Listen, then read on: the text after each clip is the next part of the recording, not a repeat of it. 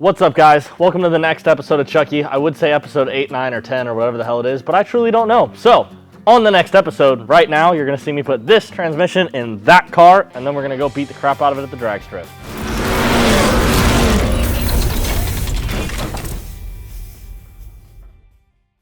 As you can see, this is not the transmission that we pulled out of Chucky because there isn't a rather large puddle of transmission fluid in the front of the bell housing. This one has a good front pump seal. This one has a good front pump seal because it's out of Rebecca's old race car, the 2011 that you're not following my finger that I'm pointing at because it's behind us. Ah, that car. So this transmission out of that car, we're gonna put it in Chucky. Now, I know the transmission already has some stuff done to it. I don't exactly know what, so I'm gonna let Justin explain it to you because it's way easier that way. Thanks, Donnie. So since we cannot show you what is actually inside of Chucky's new transmission, which is from Rebecca's car when it used to run a 6R80, we pulled the parts off the shelf that are in our bulletproof 6R80 kit, and we can show you what they are right here. This is a really important part to upgrade on the 6R80 when you start to get above 700-800 wheel. This is a billet intermediate shaft from TCS. On the factory shaft, there are some undercut areas that tend to fail, and the material is also not nearly as strong as the material that TCS makes them out of. For the clutches and the steels inside the transmission, we're using Exidi Stage 2, and basically they add an extra clutch, they use a more aggressive friction material, and that allows the 6R80 to grab much better when it changes gears. It's kind of interesting because if you just put these clutches in a transmission and don't tune it, you'll actually feel that transmission shift firmer because of how much harder these clutches grab. And when we go in there and we tune the car and we command more shift pressure and reduce slip times and everything, transmission is capable of grabbing even harder. Usually at that point you're at 800-900 thousand rear wheel horsepower and you need everything you can get. So this really keeps the transmission from flaring. Basically, after we found all the problems we had with Chucky, it didn't make sense to put something less than optimal back in it. We had the parts laying around, and we figured why not? And it was an excellent opportunity to show everyone that's following the Chucky series what goes into building a 6R80. And wink, wink, maybe Chucky's going to make a lot of horsepower one day. Thanks, Justin.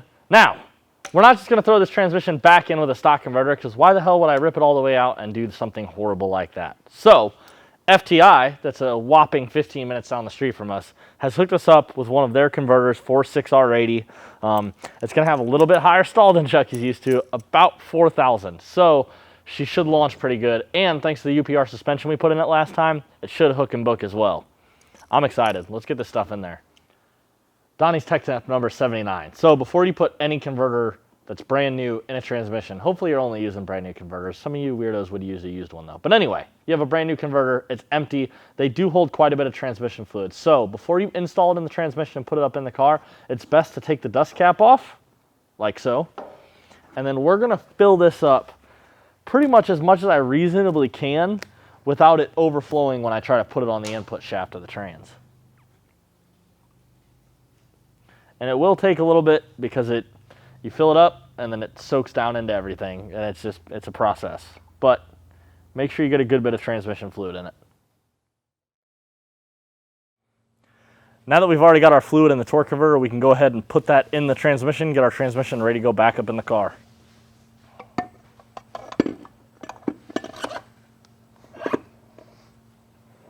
We washed Chucky right before I brought it back in to put a new transmission in it, just because I had a bunch of pollen and crap all over it. And it's dripping water coming from the rain channel. And I'm like, huh, why is that still dripping? Like, it shouldn't still be full of water. And then I look up and I see how full of crap it is. So I'm going to try to take some long needle nose pliers and open the gates of hell here. Hopefully it doesn't rain on me. Oh, God. All right. Back to transmission stuff. All right, Donnie's tech tip number 879 that you're getting purely out of experience here. On a lot of blower cars and some naturally aspirated, this wiring for the engine harness that hangs out in the back can hang lower or higher. Chucky's is pretty good and up out of our way. Sometimes it does get down though, and it'll catch in between the bell housing and the engine block. and then you'll literally just pinch the crap out of everything as you tighten up the bolts. So make sure you have everything clear of in between the bell housing and the engine block.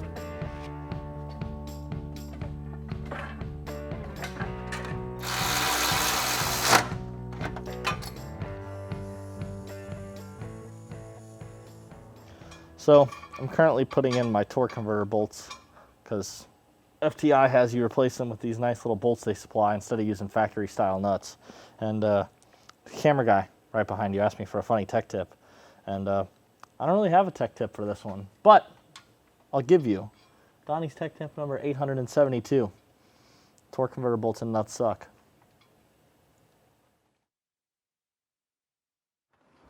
Donnie's tech tip number 962. Make sure you have small hands, because big hands don't fit on top of a transmission to get the bell housing bolts or run the wiring harness over.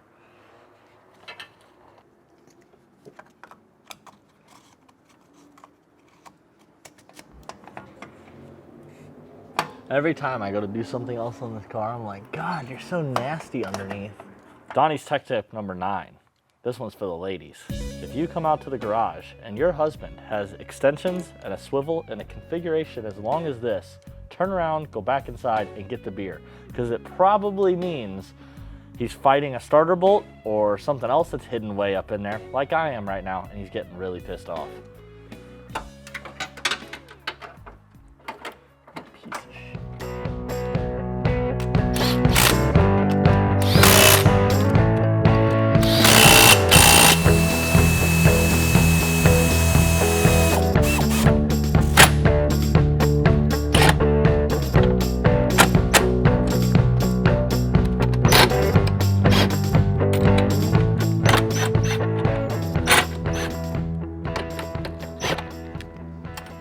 I just tightened up these cross member bolts, but I'm not running them in all the way. That's because to make getting to the top of the bell housing bolts easier, because I don't have tiny hands, I dropped the subframe on the car. So if you look up here, you can see these bolts are loosened and it's hanging out about, I don't know, 1/2 inch, 3/4 inch lower. But that helps you having the entire engine and everything in the front of the bell housing that 3/4 inch lower. So when I put my cross member back in, I'm leaving these a little bit loose but run up. That way, as I tighten the subframe, everything can wiggle around back here as it needs to so that it ends up in its most natural position, if you will.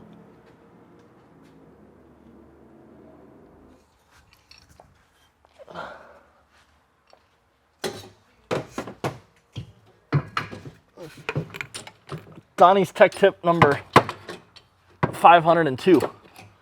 Make your camera hand hold your drive shaft bolt. That way it's easier when you get it up in there.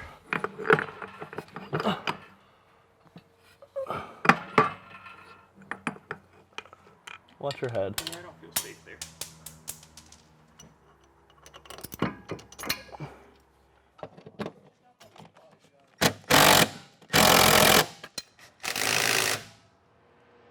All right, so we've got UPR suspension in the car. That'll really help with weight transfer and our 60-foot times, as well as the 4,000 stall FTI converter we also have in the car. However, a high stall and good suspension don't mean anything when you're just absolutely blowing the tires off because you've got stock Pirellis on the car that are 3-4 years old-ish. So I think it's time we put a Radial on Chucky. And I don't know if Rebecca will ever notice that her extra set is missing.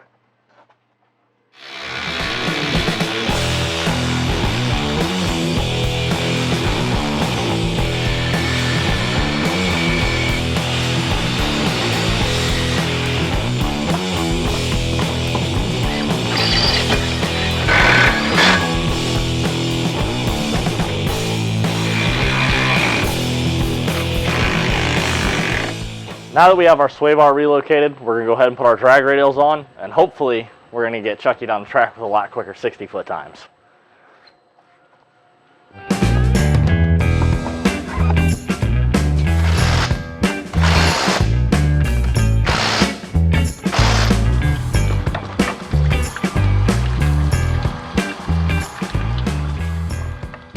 Alrighty guys, so we've got all new UPR suspension in the car. Well, new to Chucky UPR suspension in the car. Lower control arms, third link, Panhard bar, the Panhard brace, all that fun stuff. Now we have an FTI 4000 stall converter in the car. That'll make Chucky launch a lot harder, and I think put your hands down. Oh, sorry, don't know what to do with my hands. That'll make Chucky launch a lot harder. 4000 stall is really going to leave the line hard. Because of that stall, that's why we went ahead and put the radials on her. Just because with the stock tires with that high stall with some good suspension, it just blows the tires off. So check back next time to see how she does at the track.